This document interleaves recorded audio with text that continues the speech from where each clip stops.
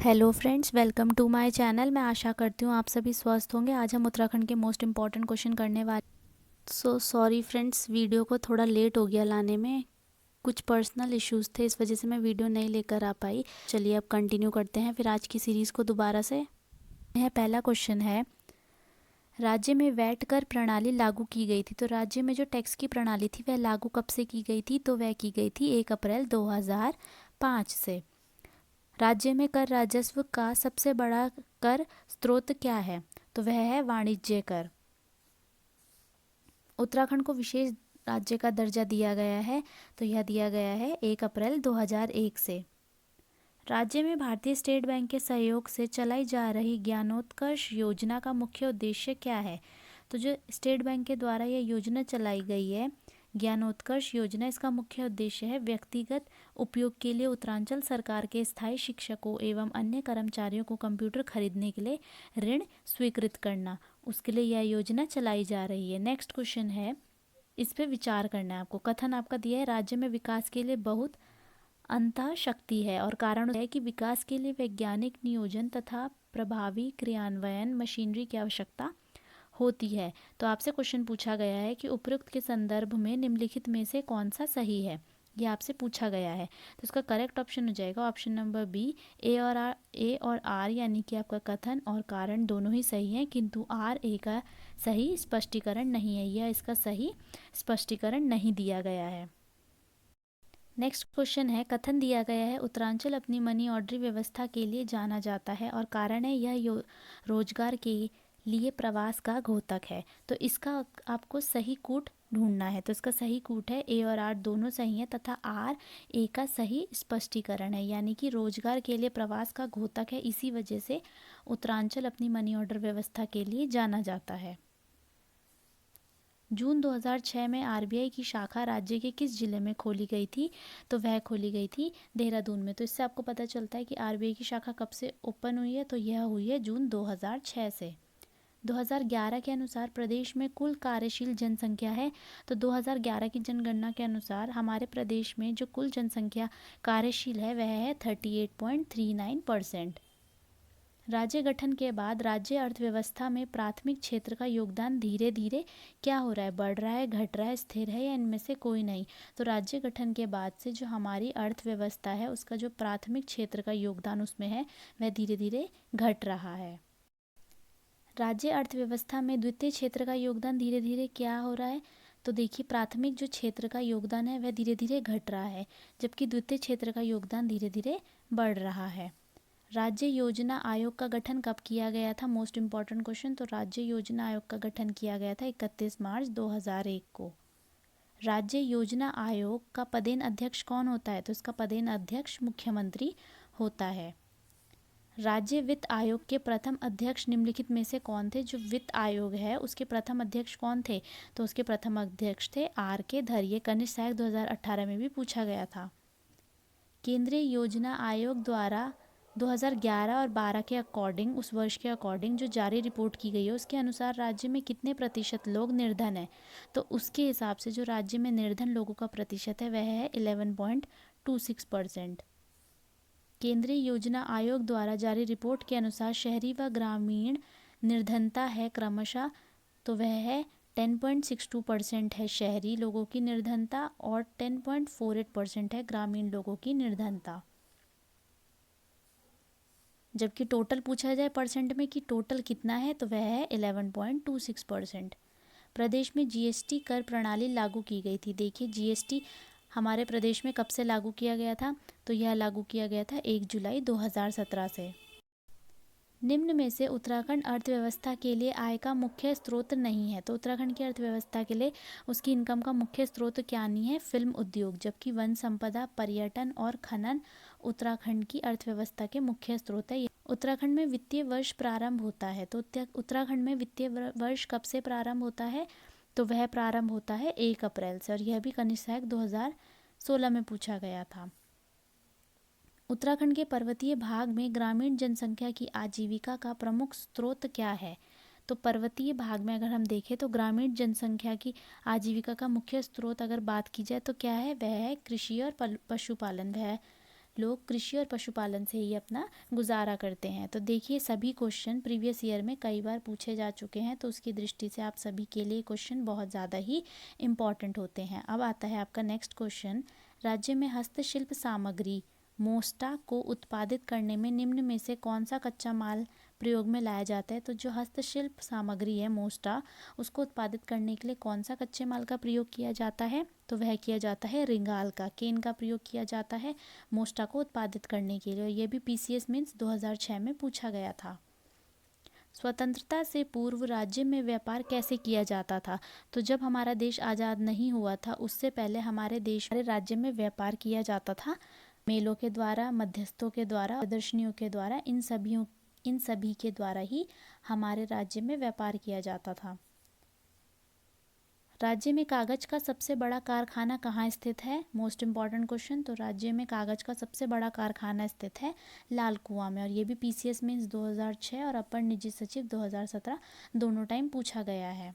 हम बात करें कि हमारी यानी कि उत्तराखंड की जो अर्थव्यवस्था है वह किस टाइप की रही है, किस प्रकार की रही है पहले से ही, तो ब्रिटिश काल से ही देखा जाएगा तो वह मनी ऑर्डर टाइप की ही हमारी अर्थव्यवस्था उस समय से रहती है। अगर हम बात करें कि उत्तराखंड को विशेष राज्य का दर्जा कब प्राप्त हुआ था, तो इसको यह प्राप्त हुआ था 1 अप्रैल 2001 को इसे विशेष राज्य का दर्जा प्राप्त हुआ था। और यह किसके रिकमेंडेशन पर हुआ था, तो यह वित्त आयोग और योजना आयोग की पहल पर ही केंद्र सरकार द्वारा हमारे उत्तराखंड को 1 अप्रैल 2001 को विशेष राज्य का दर्जा प्रदान किया गया था। और ऐसा करने वाला, विशेष राज्य का दर्जा प्राप्त करने वाला है हमारा उत्तराखंड देश का कौन सा राज्य है, तो यह देश का 11वां राज्य है। अगर हम और राज्यों की बात करें कि जिन्हें विशेष दर्जा प्राप्त किया गया है उनमें से कौन कौन से राज्य हैं, तो देखिए अगर हम बात करते हैं 1969 में, तो इसमें एक साथ 3 राज्यों को विशेष राज्य का दर्जा प्राप्त हुआ था। वो हैं आपके असम, नागालैंड और जम्मू कश्मीर। इन 3 राज्यों को 1969 में विशेष राज्य का दर्जा प्राप्त किया गया। उसके बाद 1971 में हिमाचल प्रदेश को, और 1972 में मणिपुर को, मेघालय को और त्रिपुरा को, इन तीनों को 1972 में विशेष राज्य का दर्जा प्राप्त किया गया था। जबकि 1975 की बात करें तो इसमें सिक्किम को, मिज़ोरम को और अरुणाचल प्रदेश को, इन तीनों को विशेष राज्य का दर्जा प्राप्त किया गया था।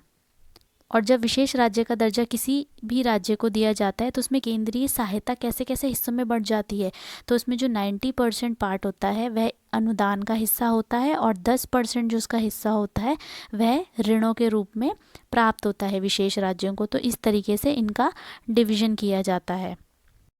और अगर हम और राज्यों की बात करें जिन्हें विशेष राज्य का दर्जा प्राप्त नहीं हुआ है, उन राज्यों की अगर हम बात करेंगे तो उन राज्यों में जो सहायता दी जाती है वो 70 और 30 के रेशियो में दी जाती है, यानी कि 70% उन्हें सेंट्रल गवर्नमेंट से मिलता है और 30% उन्हें बाकी अलग ऋणों के रूप में सहायता दी जाती है। जब को विशेष राज्य का दर्जा प्राप्त किया जाता है उनमें 90 और 10% का रेशियो होता है, और दूसरे राज्यों के लिए 70 और 30% का रेशियो होता है। इस फैक्ट को भी आप याद रखिएगा।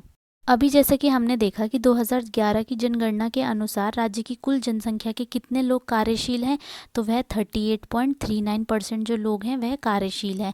जबकि अगर हम उन लोगों की बात करें जो लोग आश्रित हैं, तो उनके कितने परसेंट है, तो वह लोगों का अगर हम परसेंटेज देखेंगे तो उनका परसेंटेज है 61.61%। ये लोग ऐसे हैं जो अकार्यशील भी हैं और आश्रित भी हैं। जबकि 38.39 लोग कार्यशील है उत्तराखंड में, और ये 2011 की जनगणना के अकॉर्डिंग ही बताया गया है। अब अगर हम बात करें कि 38.39% जो लोग कार्यशील हैं इनको भी 2 टाइप्स में डिवाइड किया गया है। वो लोग जो परमानेंटली काम करते हैं और वो लोग जिन्हें टेम्परेरी कभी कभार काम दिया जाता है। तो जो मुख्य कार्यशील लोग हैं वह है 74.13%, जबकि जो सीमांत कार्यशील जनसंख्या है वह है 25.87%। और ये लोग ऐसे होते हैं जिन्हें साल में कुछ ही महीने कार्य मिल पाता है, बाकी टाइम पे इन लोग को कार्य नहीं दिया जाता है। तो अगर हम देखें तो 74.13% ही ऐसे लोग होते हैं जो मुख्य कार्यशील होते हैं। अभी जैसे कि हमने देखा कि उत्तराखंड में वैट प्रणाली कब से लागू की गई थी, तो यह लागू की गई थी 1 अप्रैल 2005 से इसे लागू किया गया था। और ऐसा करने में हमारा उत्तराखंड कौन से नंबर का राज्य बन चुका है, तो वह देश का 22वां राज्य बन चुका है ऐसा करने में। अब इस प्रणाली में, वैट प्रणाली में क्या होता है, प्रत्येक जो भी टैक्स दाता होगा, जो भी टैक्स देता होगा उसका एक टिन नंबर दिया जाता है, TIN नंबर दिया जाता है। कर सेल्फ असेसमेंट पर आधारित होता है यह नंबर। 1 जुलाई 2017 से क्या हुआ था, 1 जुलाई 2017 की अर्धरात्रि से ही राज्य में वस्तु व कर टैक्स लगाने शुरू कर दिए गए थे, यानी कि GST लगानी शुरू कर दी गई थी। तो इस डेट को भी आप याद रखिएगा। अगर हम बात करते हैं 20 अप्रैल 2018 से, तो 20 अप्रैल 2018 से राज्य में प्रदेश के भीतर माल के परिवहन पर ई-वे बिल व्यवस्था लागू की कर दी गई थी, यानी कि ई-वे बिल व्यवस्था प्रदेश के अंदर 20 अप्रैल 2018 से लागू हो गई थी।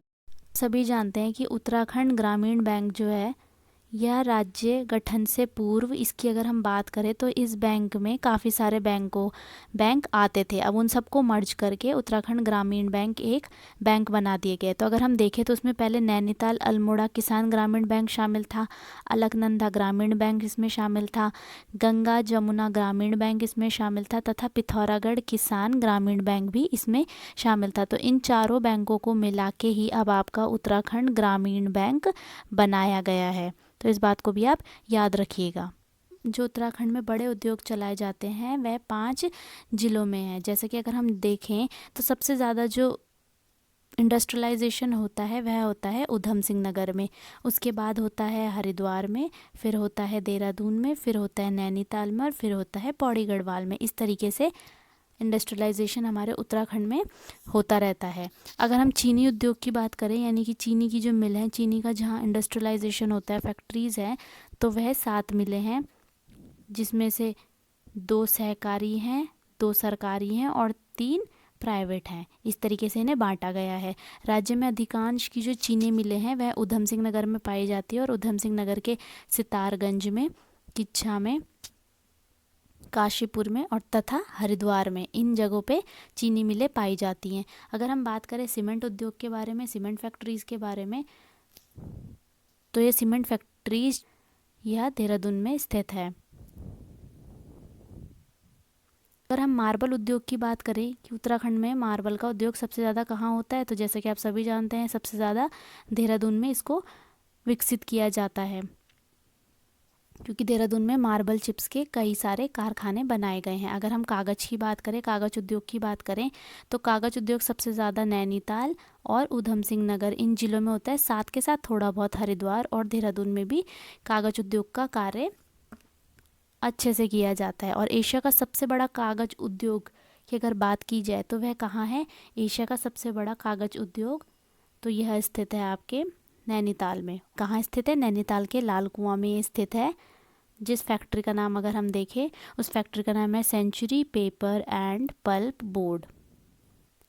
नैनीताल के लाल कुआं में स्थित है और यह एशिया का सबसे बड़ा कागज़ उद्योग है। अगर हम सूती वस्त्रों की बात करें तो सूती वस्त्र सबसे ज़्यादा कहाँ होते हैं? तो यह होते हैं देहरादून में, ऊधम सिंह नगर में और नैनीताल में। यहाँ इनका कार्य अच्छे से किया जाता है। और राज्य की सबसे पुरानी अगर सूती वस्त्र की मिल की बात की जाए तो वो कहाँ है? सबसे पुरानी सूती वस्त्र की मिल है आपकी ऊधम सिंह नगर के